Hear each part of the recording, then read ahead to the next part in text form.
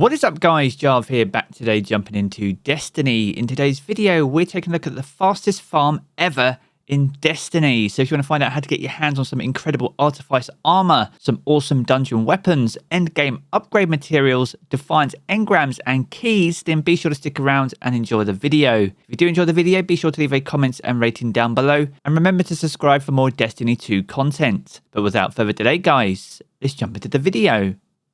Now, each and every week we try and cover the best farm in Destiny, and this week is no different, and we see the Duality dungeon return as the featured dungeon for week 3 of Season of Defiance. Now, this particular farm can be done solo or as part of a fire team. It is much faster if you can keep a fire team together, and you can even use that to hold a checkpoint on an additional character. Doing so will mean you won't have to do the opening section of the dungeon each and every time, which you will have to do if you're solo, but with that being said, it takes less than 5 minutes to get to the first encounter where this farm takes place. Now, to get the most out of the Duality dungeon, you will want to load in on the Master difficulty, and as the featured dungeon, it means you can repeat this over and over again and get loot from each and every encounter. Now, in terms of the loot itself, this particular encounter that we're going to be farming will offer the Lingering Dread grenade launcher and also the Epicurean fusion rifle.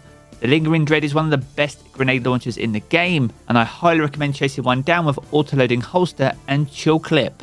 Now, weapons aren't the only thing on offer here. You can also get some Artifice armor from the Master difficulty. This includes the helmet, gauntlets and boots that are all available from the opening encounter. Now, upon the launch of Lightfall, changes were made to Artifice armor, which means now the additional mod socket allows you to grant an additional stat of +3 to any of the 6 major stats. Artifice armor is perfect for mid-maxing your build and ensuring you have the maximum stats available to get the most out of your Guardian. Now, on top of those weapons and armor, you can get Defiance keys and Defiance engrams, perfect for farming out the patterns for the new seasonal weapons and unlocking the chests in the new battlegrounds. And as well as those, you can also get enhancement prisms and ascendant shards, which again are ideal upgrade materials if you're looking to masterwork all your new armor. So that's a quick look at where our farming will take place, but also the reasons to chase it, things like Artifice armor and all the additional rewards we've mentioned. But do you need any specific weapons or loadout to make this farm even easier?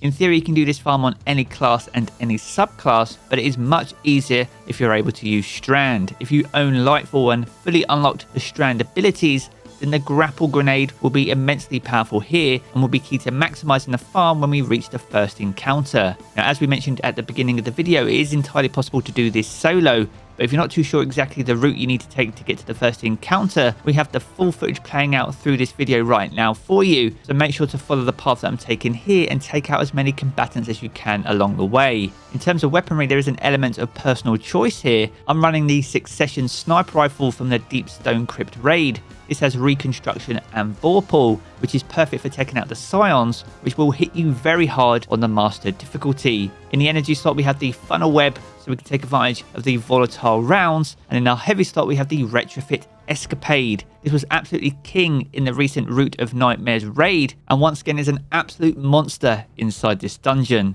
Now, these weapons aren't an absolute must. These are just what I'm using that I feel make it easier for me. But if you have any weapon recommendations that have made it easier for you, then be sure to sound off down in the comments below. Now, as we touched upon earlier in the video, I highly recommend trying to get a fire team together just so you can hold the checkpoint for the first encounter on one additional character. To do that, you'll just need to kick the encounter off and wipe as a fire team, and then one member of your team will just need to change characters. The original character they were on will be the donor character, which will now hold the checkpoint for each and every run. So after completing each run, they'll need to switch to that character. Everyone join back on them, which once you've successfully joined them, they'll be able to switch out to their preferred Guardian, and you can just rinse and repeat that process to farm as much loot as you like. Now, as you'll see from the footage, we are fast approaching the first encounter. We're in fact approaching the penultimate room.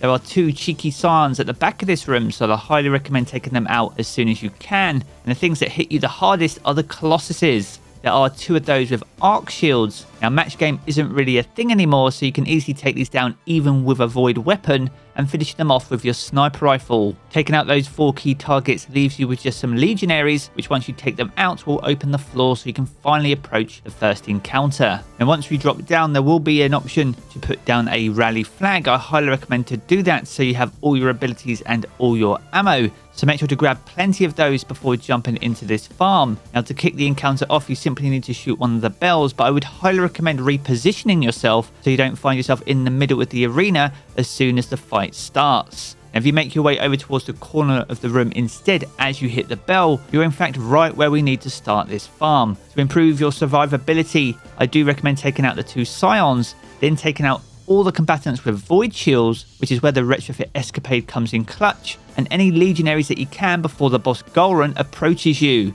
Now the trick here is to try and bait Golran into trying to slice you right on the edge of this arena. Now if you can get your timing spot on, you'll be able to jump out of the way, allowing Golran to slide forward and fall into his death. Where Strand really comes in clutch here though is we can use the grapple grenade to pull us out of the pullback zone and straight back into the arena. Doing this allows us to do the full-on bait and switch on Golran, and as he falls to his death, this will complete the encounter. You don't need to do anything else. You'll spawn back in the main room directly in front of a dungeon chest. And it is as simple as that. You can then load back in on a checkpoint on an alternative character and just rinse and repeat that final 20 seconds. As we mentioned at the top of the video, this is probably the fastest farm in Destiny, especially if you have a fire team, so be sure to make the most of it whilst you can.